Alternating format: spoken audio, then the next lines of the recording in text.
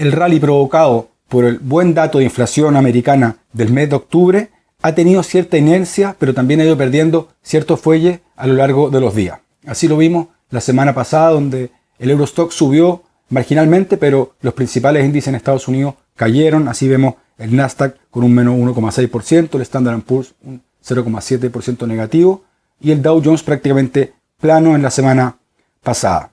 La explicación de esta pérdida de fuelle la podemos ver básicamente en que los inversores están viendo este cambio de régimen monetario cada vez más patente y más creíble.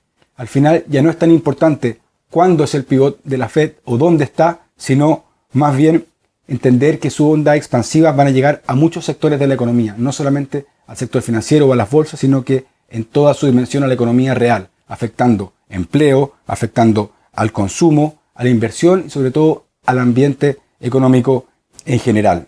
Hemos visto bastantes desórdenes en algunos mercados puntuales, como el de las criptomonedas, el caso de FTX, pero también lo podemos ver en los activos más tradicionales, por ejemplo el caso de SoftBank, donde se anunció que su CEO debe casi $5.000 millones y la empresa aún no lo ha desmentido. No olvidemos que SoftBank fue uno de los íconos en esta subida y en este inflamiento de la burbuja COVID del año 2020 y 2021. Como suele pasar siempre en estos ciclos, las tasas de interés al alza en economía endeudada o en empresas endeudadas traen consecuencias que no se pueden evitar. A la vista de lo que vamos viendo, podemos sospechar que esta búsqueda de retorno sin límite ha llevado a cometer muchas barbaridades. No olvidemos tampoco cómo el año 2019 Mario Draghi, al retirarse de la presidencia de la Fed, anunció que esta nueva normalidad de tasas de interés cercanas a cero se iba a mantener por mucho tiempo. Pero como decíamos, esto no necesariamente se va a materializar, no necesariamente los banqueros centrales iban a tener razón. De hecho, ya vimos problemas de diagnóstico el año pasado con una inflación que se pensaba que iba a ser transitoria y el resultado ser más permanente. También lo hemos visto con el crecimiento que se decía que estaba boyante. Y si bien el consumo americano no ha caído, el gasto público sigue muy alto. La Fed ha sido enfática en que esto debe bajar. En Europa también se ha ido diciendo algo muy similar, quizás con un tono más suave, pero en Inglaterra ya se han ido tomando decisiones al respecto.